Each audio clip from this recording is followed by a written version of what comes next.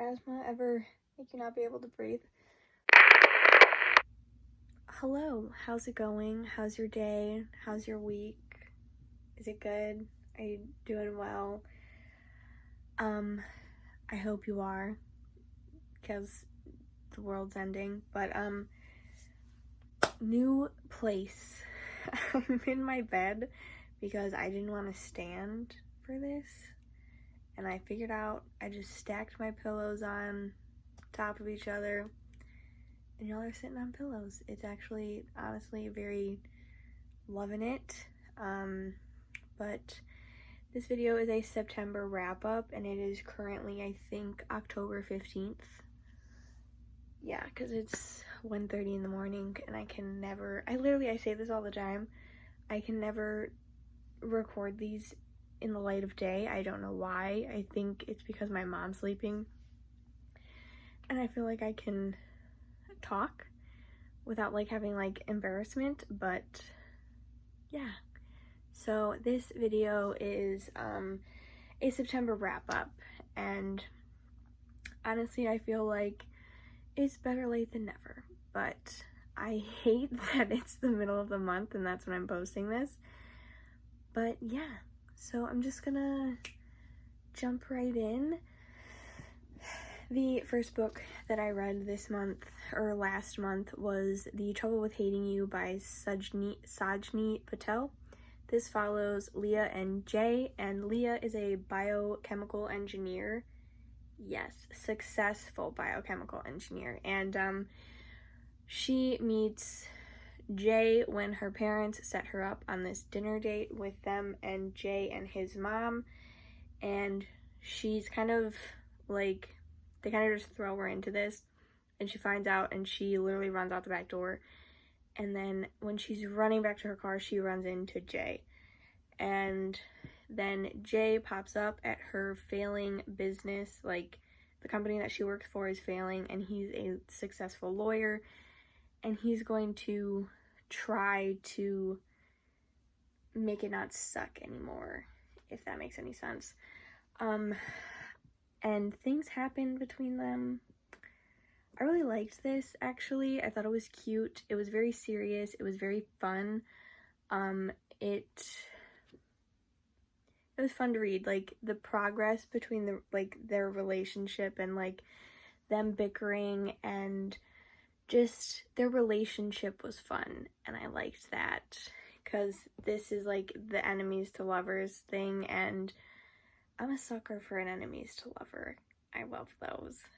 This is also very serious. I do want to talk about that for a second. Basically, a huge theme in this story is Leah. I think it's Leah. Her name is spelled Liya. I hope it's Leah. But when she was like 13 or 14, I believe, one of the extremely respected men in the church in the Indian community in California, which is where this is set, assaulted her while I think she was babysitting his children, and his wife wasn't there, or she had, like, gone to the bathroom or something. And so she tells her mom, and her mom tells her husband, her dad, and he's like, you were asking for it, we're not going to do anything about this. So she's still dealing with that. Her father is also extremely abusive. Like, I hated him from the get-go. Like, oh my god, he was the absolute worst. And he was just terrible, and I hated him, and that's it. I don't want to really give anything else away, but I kind of wanted to talk about that because, I feel like that, like, I didn't know that would be happening in the book, and I feel like that obviously is a trigger for some people, but it was fun. So I gave it 4 stars. 3.5, but I gave it 4 on Goodreads. So the next 3 I did not read, like, back to back, but I just want to get it over with because I honestly don't remember anything about them. But I read 3 poem books in the month of September. Honestly, the book annex at Barnes & Noble, like, they're $6. Originally, like, none of them have, like, yeah, this one was $17.99 and I got it for $6. The last one that I'll be talking about. But, this one was $14.99 and I got it for $6. So, but the first one is Dropkick Romance by Cyrus Parker. I don't really know what to say about these. I'm not like a huge poetry person, so I can't be like, this was the greatest thing I've ever read, because I don't think it was. There were some poems that like really stuck with me and others didn't.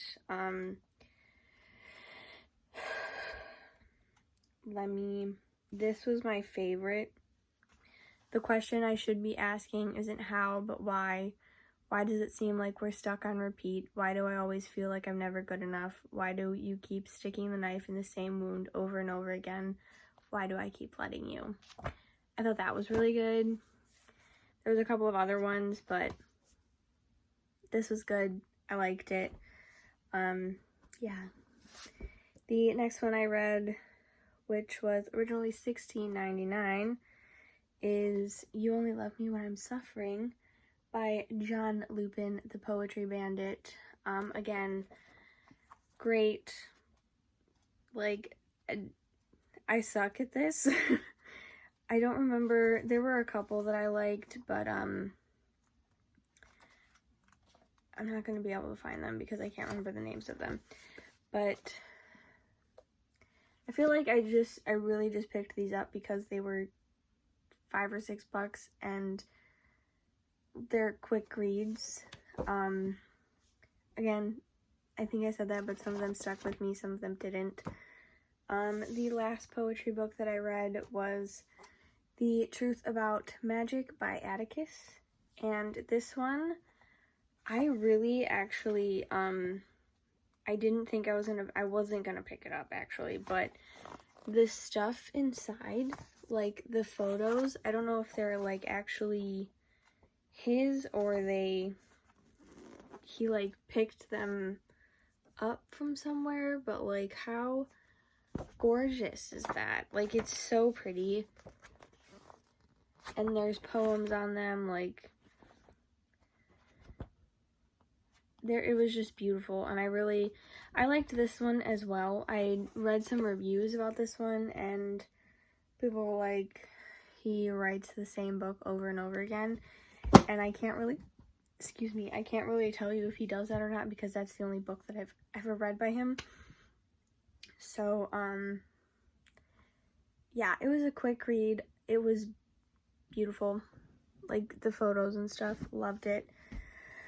So, the next 3 books I am actually not going to be talking about because I am going to do a separate video, but I just wanted to pop in here and be like, yeah, I read it. So, these are all by L.J. Shen. Pretty Reckless, Broken Night, and Angry God.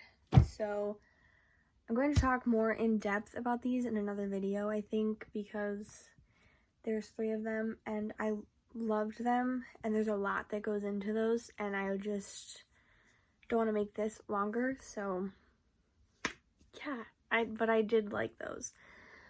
Next is The Simple Wild by K.A. Tucker, and this follows Calla Fletcher, and she lives in Toronto, Canada with her mom and her stepdad, and when she was a baby, her mom lived in Alaska with her father, and she was like, I cannot do this anymore, and she skedaddled to Toronto, and for about like 12 or 13 years, she spoke to her dad on the phone pretty regularly. Like, they had like an okay relationship, and then when she was in the 8th grade, like her 8th grade graduation, he was supposed to fly to Toronto and he didn't show up, and I can't remember if she like stopped answering or if he stopped calling, but their relationship kind of ended there. And so fast forward to her at age 27, 26, 27, she gets a call from her biological dad's friend, and he has cancer, and she's like, you should come to Alaska because he ain't doing good. And so she goes to Alaska and she meets Jonah, who is a pilot for her dad's airplane company. Like, she's 26. It's called Alaska Wild. Her dad owns a airplane company, and Jonah is a pilot that like goes to different villages in Alaska and like drops off supplies and like things that we have like at hand that they don't, because they live in literally the middle of nowhere. So I loved this. This was so cute. I didn't know. It took me a minute to get into it, but when I started reading it, it was so fun. Like, I fell in love with Jonah. I fell in love with Kala. I fell in love with Ren, her dad. It made me emotional. I felt every feeling, like every emotion that you can go through while reading a book in life, like emotions. I felt it reading this. And it was so wonderful, and I loved it so much. Alaska, like, how fun. Like, it gave me the Proposal vibes. Like, are you guys as in love with that movie as I am? Because I love that movie, and it reminded me of this. Like, Jonah starts out as this like jerk, and she explains him as obnoxious, because dude literally like takes a small plane so that she can't bring her luggage, which is rude. But Jonah, he just doesn't start out as like someone that we like, but by the end of it, I'm in love with him, and I wanted Jonah. I highly recommend this. It was so good. So the next book that I'm going to talk about is Wild at Heart, which is the sequel to A Simple Wild by K.A. Tucker. And this follows along again with Jonah and Kala, and at the end of A Simple Wild, Jonah goes to Toronto and is like, I can't live without you, Kala. And she's like, oh my god. And he's like, please come back to Alaska with me. And she's like, ooh, I don't know about that. And then he's about to leave, and she's like, yeah, I'll come with you. And so at the end, Ren, her father, also has passed away, and she stays for a little while. But this starts out with them in the same town and them preparing to go to Anchorage, where they will live.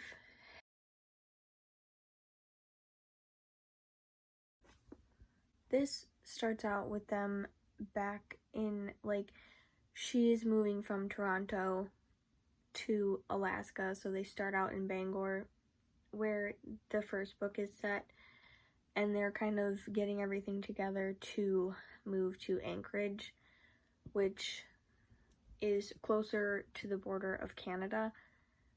I don't know how much closer. I don't think it's that close, but it's closer to like civilization. And like in Bangor, they like had like one grocery store, and you could basically walk everywhere. And now they're kind of moving to it's closer to things, but it's also not as close to things. So it's like a half hour away from the nearest like Walmart or something, which she feels very strongly about. She really wants to be near Walmart, which I understand growing up like in the city and being near things. Like I'd love that, but I liked this a lot. A lot of people, like I was reading reviews, some people didn't like this because they've already fallen in love and it's really just them kind of figuring out how they're gonna live and like domestic. It's very domestic. It's very like they're in a relationship and they're living together and money and like they're figuring out their lives and how they're going to live together and how they're going to be together and still have their own thing when they've just moved to a town where they know absolutely no one. So I loved it. I guess I like the domestic thing. Like I loved Jonah, I loved Kala, I loved what was his name? Roy. Loved Roy. Like he was so good. Muriel kind of annoyed me, but I liked her son and her dad. Her son and his dad, which I can't remember anybody's names. But they were fun characters. I liked them. I do kind of wish this was in dual point of view, but that's my only issue. I liked this a lot. Yeah. Highly recommend. The next book I read is Tweet Cute by Emma Lord. I bought this when it came out and it's been sitting on my shelf and it's been one of those books that I just stare at because there was always another book that I wanted to read more. And I was like, no, you know what? I'm reading it now. And I'm so happy I did. This was so cute. Oh my god. So this follows Pepper and Jack, right? Yeah. Pepper and Jack. And they go to school together at like this private school in New York. Her parents own this huge like cheeseburger place. What is it called? Big League Burger. They own it's like a fast food chain.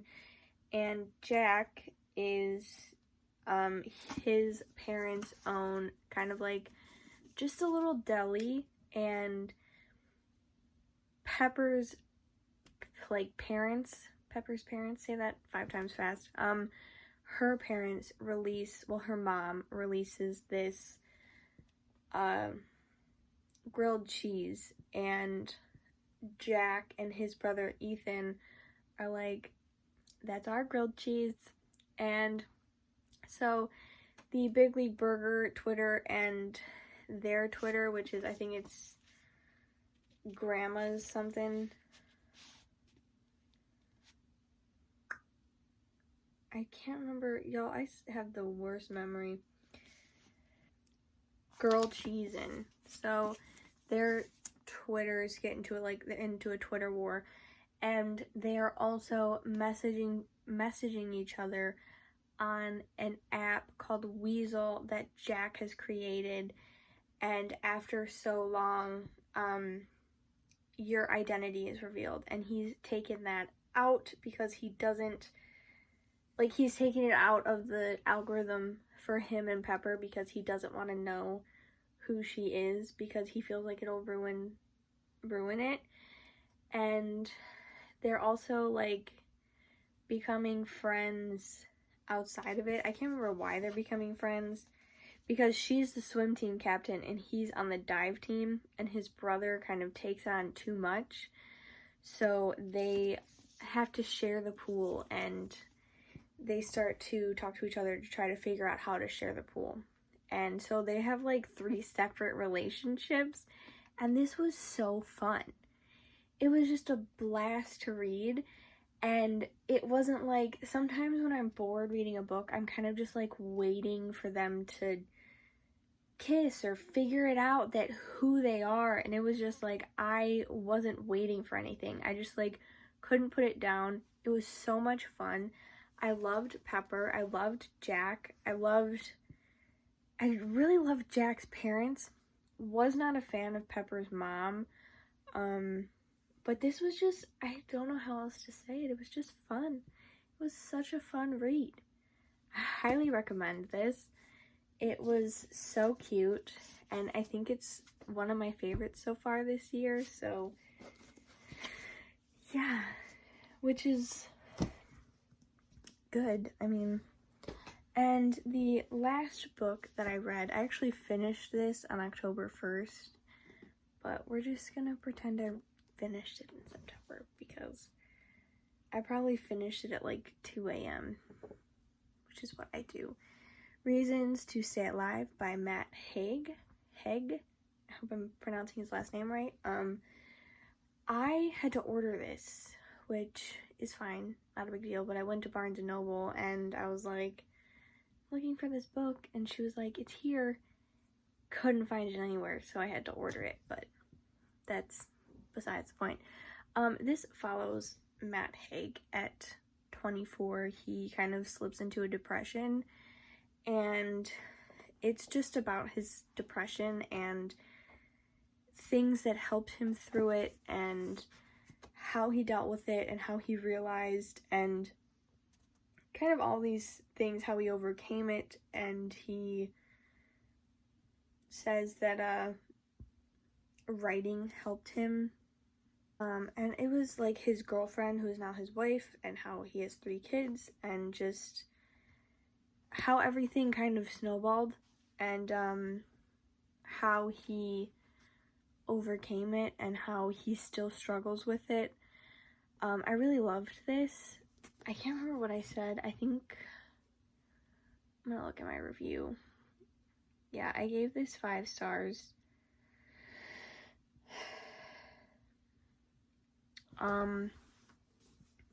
I related to this a lot.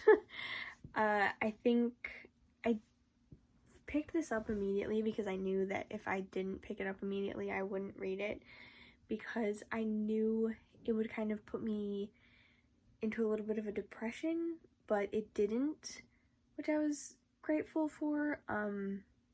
I do recommend this. Ooh, I just hit myself in the face. I do recommend this, and whether you have a mental illness or not, because it does, in my opinion, really explain it. And it's not gonna explain it for everyone because everyone's different, but there were so many good things in this, like how to be there for someone with depression or anxiety.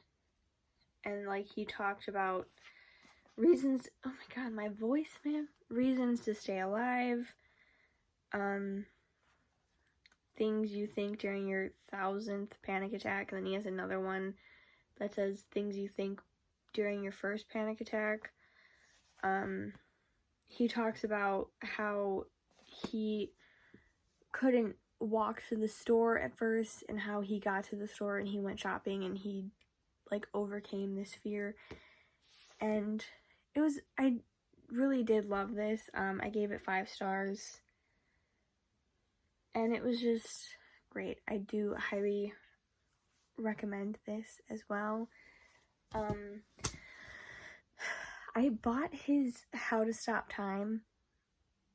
Also got that on sale, and I haven't picked that one up, but I know it's going to be a movie, so I do want to read that. But I also picked up The Midnight Library, like, the day it came out, and I'm really excited to read that. I heard that's fantastic. So, yeah, I hope you guys enjoyed. Comment down below if you've read any of these and you want to talk about them. If you've liked them, if you didn't like them, let me know. My mom's alarm is going off. I don't know if you guys can hear that. All of my social medias will be linked down below. Instagram, Twitter, Tumblr, all that jazz. And yeah, remember to vote. That's coming up. If you're a citizen of the US of A, hope you're registered and you vote either by mail or in person. So yeah, thanks for watching. I hope you're having a good old day, and that's all. Bye.